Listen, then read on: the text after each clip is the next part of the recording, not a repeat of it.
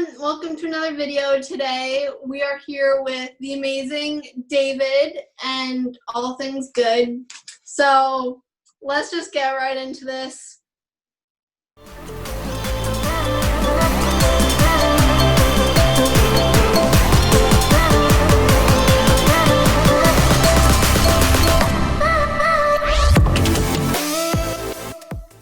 So, David, welcome to a part of our interview series. Why don't you start by telling us a little bit about yourself?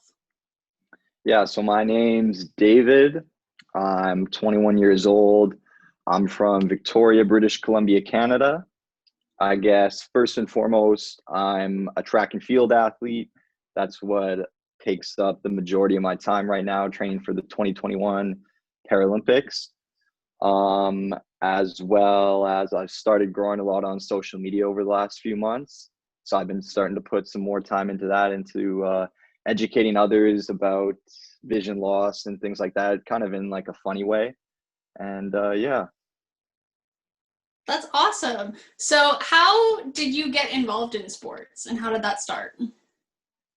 Yeah, so ever since I was a kid, I love sports. I always grew up watching hockey, soccer, pretty much any kind of sport. And I played a lot of sports too: baseball, basketball, soccer, football, hockey, pretty much everything.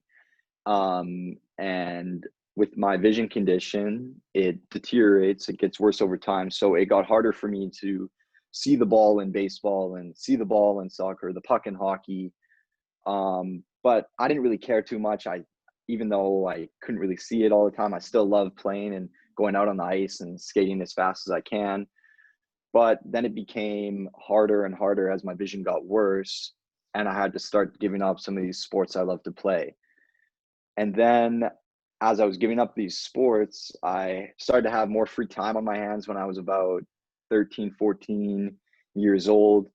And I would just kind of sit at home and play PlayStation, like wouldn't really do anything too productive. So my dad, he didn't really like that too much. He told me to go and do something. He didn't really care if it was music or a sport or whatever it was. He just wanted me to do something productive. And I wasn't really like, I like music, but I don't think I could really get on a guitar and do whatever, or turn into a SoundCloud rapper. I didn't really see that. So I decided to do track and field because that's a sport that takes limited vision, and you can pretty much run with no sight. I run with a guide, and I do have a little bit of my vision left, but I know lots of people that run with no sight with a guide. It's pretty crazy. So how did you kind of get into the visually impaired sports aspect? Was there a lot of that when you first lost your vision? Did you find that it was there, or was there kind of a lack of it?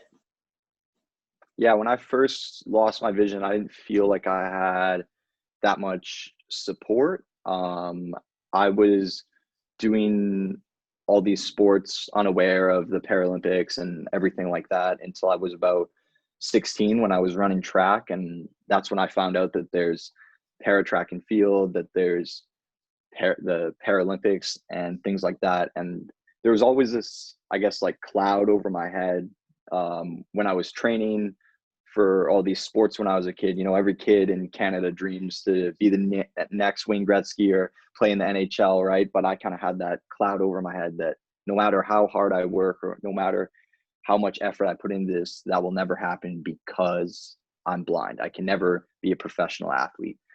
And I slowly started to realize that there's blind track and para track, and that I can get paid to do this. And for me, that was a great motivator that I can still become a professional athlete in this sport.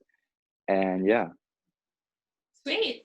So what has your kind of involvement been in the visually impaired community, and kind of how and when did that start? Yeah, recently it has been a lot more than it was. Growing up, I wasn't really in that world of the visually impaired people. I kind of just like stuck to myself and really did my own thing with little to no support. But up until recently, I kind of, as a kid, like I said, I didn't really felt like I had much support. So I feel like I'm at a position now in my life where I can offer things to other visually impaired kids that I didn't have, like the sports that I didn't know about. Like I can get them into track and field and things like that. And yeah. So I know you said that you didn't feel supported back then. Do you feel supported now? Yeah, I guess to an extent. For me, like the lack of support was like a good and bad thing, I guess. Like it really taught me how to be independent, how to do a lot of things. Maybe not in the best way, but in the end, it worked out, right? But now I do have Strong, a pardon. kind of made you stronger in that sense. Yeah, no, totally. Yeah, and I think it was definitely for the best. And yeah, now that I'm older, I know the resources I have to help me and things like that. Hmm. And I know you're trying to kind of grow your role in the visually impaired community, and I know part of that has been social media. So what's kind of going on there? Yeah, so I was never really like big into the whole social media thing. I guess how it kind of started is I'm a public speaker, like a motivational speaker. So I wanted to find a way to grow my audience more and get more gigs kind of and things like that. So that's when I started posting more on social media and stuff like that. And then in January, I decided to make a TikTok account with my brother. We had kind of a bet going. Like he said he could make get more views in a video than I could, and I was like, no, like I can beat you. Kind of like a sibling rivalry, you know.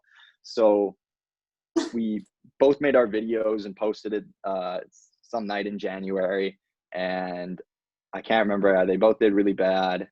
I think his beat mine. But then I was like, this is kind of cool. And then a couple weeks later, went on a training camp to, excuse me, Grenada in the Caribbean. So it's a really nice island, and was doing a lot of running. And I actually got injured at the training camp, so I had a lot more time on my hands. So I was making a lot of kind of funny videos, like blind kind of videos, and in the jungle and stuff like that. It was pretty cool, but still not really gaining, I guess, much traction. And then I guess like in the peak of quarantine with COVID and stuff, I started posting a lot more because I didn't really have much to do. Like I already binged everything on Netflix. I kind of already did everything. So I was like, okay, I'll just, I guess, make more videos and things like that. And that's when it really started to take off. I feel like we all kind of did that. We're like, TikTok, no, we're not on that. And then quarantine hit, and we're like, so TikTok. Yeah, right? I feel like that's kind of hit the peak of its boom and kind of, yeah. So, do you have any plans for the future in terms of sports or careers or what? Yeah, right now for this next, I guess, year or so, my main focus is the 2021 Paralympics. I've kind of set like a personal goal for myself to run 49 seconds in the 400 meter, whether the Paralympics happen or whether they don't.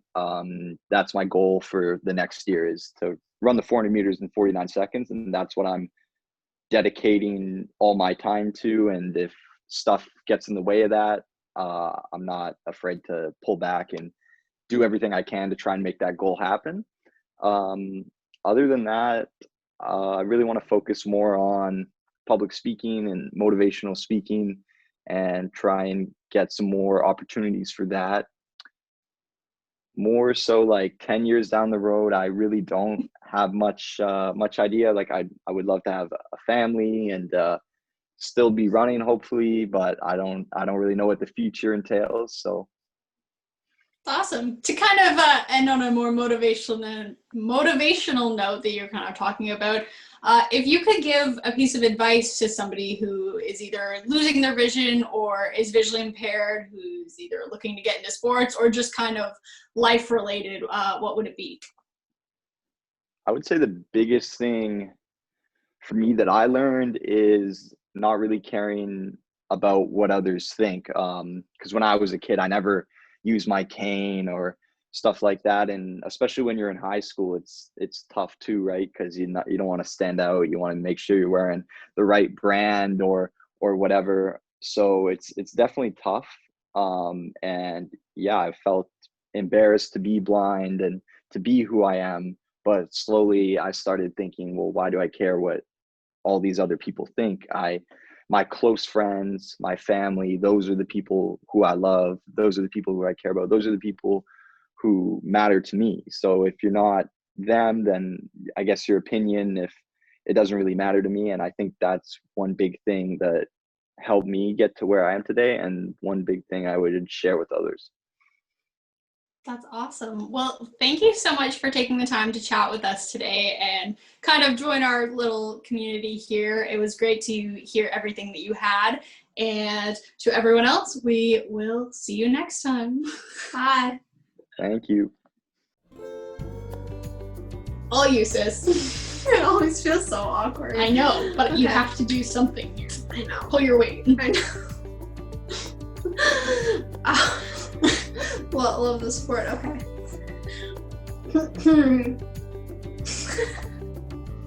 Sorry, I'm feeling hairs on my face. Okay, I can't. I'm gonna keep this in just because it's funny.